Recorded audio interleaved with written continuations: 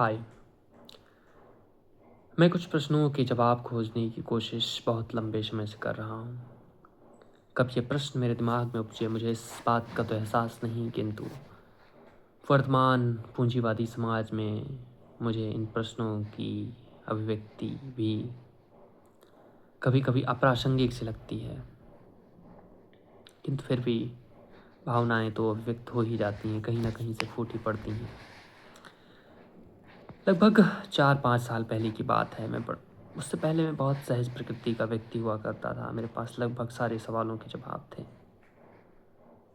हाँ, एक अच्छे अच्छे खासे जवाबों से भरपूर व्यक्ति हुआ करता था। फिर हुआ कुछ ऐसा कि एक दिन किसी उड़ती हुई रील ने मेरे मस्तिष्क में कोई गांठ फोड़ दी। रील थी विकास दिव्य की थी सर की। और फिर तब से लेकर आज तक मैं उस गांठ को बांधने का प्रयास कर रहा हूँ।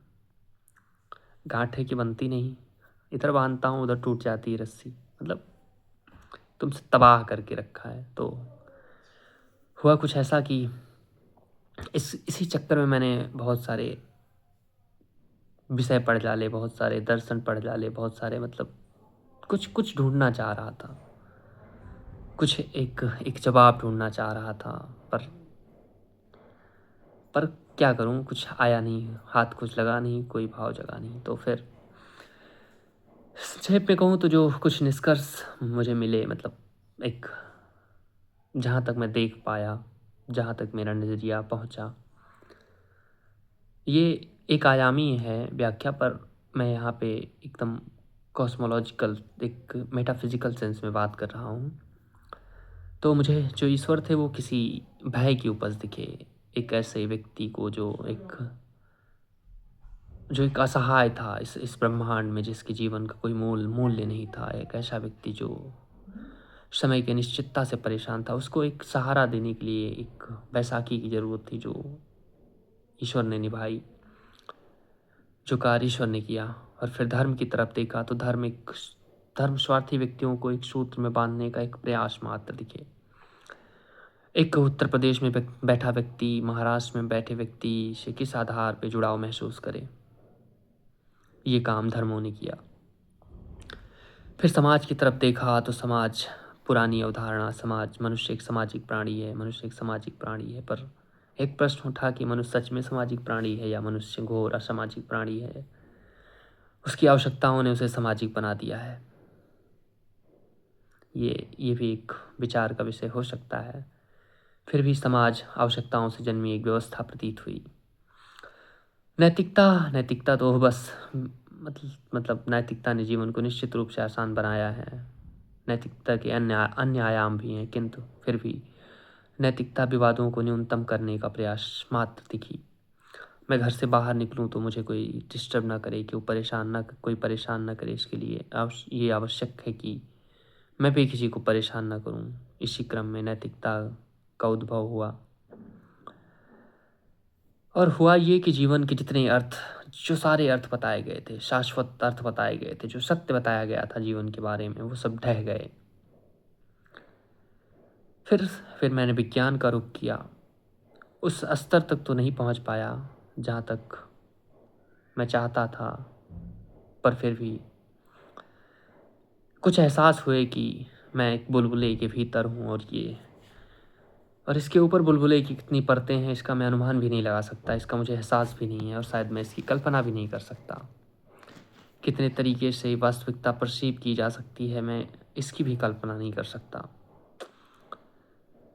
इसके इसके संदर्भ में हमारी जो सेंसेस हैं उनकी सीमाएं बहुत ही उल्लेखनीय हैं।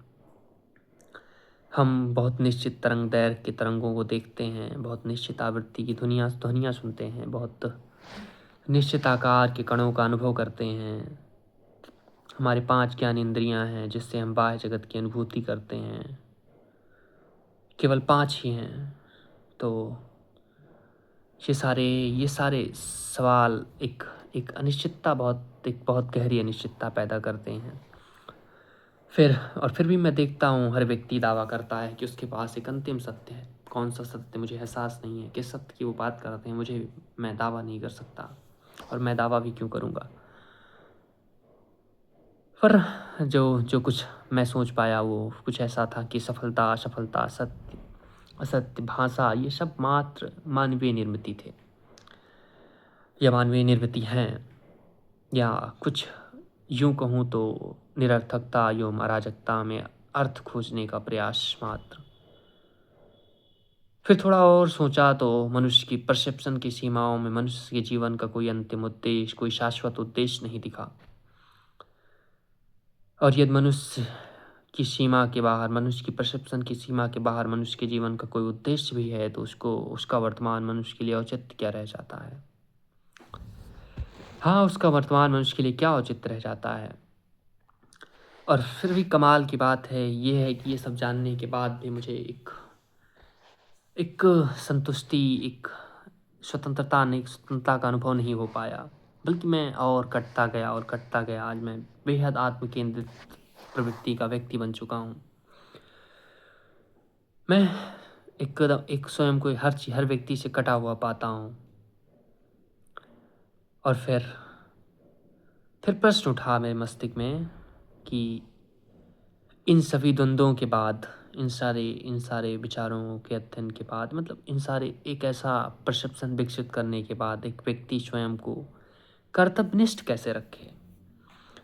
तथाकथित उद्देश्य, जो अर्थ थे, जो संबंध थे, उनसे मैं उसी स्तर की निष्ठा कैसे रखूं जिसकी उम्मीद की जाती है? और शायद इस प्रश्न का जवाब किसी के पास ना हो, या फिर से वही समर्पण, स्वयं के अर्थ के निर्माण की कोशिश। अस्तित्ववादी लोग मानते हैं कि हमें अपने अर्थ का निर्माण स्वयं करना है। तो ऐसी ऐसी बातों में ऐसी बातों के साथ जाया जा सकता है, या फिर किसी मोक्ष, धार्मिक किसी धार्मिक किताब के सहारे रुका जा सकता है। फिर भी देखते हैं कितना परिवर्तन होता है। अब तक जितनी बातें समझ में आई हैं कि हर एक बीतते साल के बाद मैं अपने पिछले मैं को, पिछले आत्म को, पिछले सेल्फ को एक बहुत ही बचकाना हुआ पाता हूँ। शायद कल मैं ये वीडियो देख के भी ये प्रश्न करूँ कि कितनी बचकानी हरकत थी उस दिन।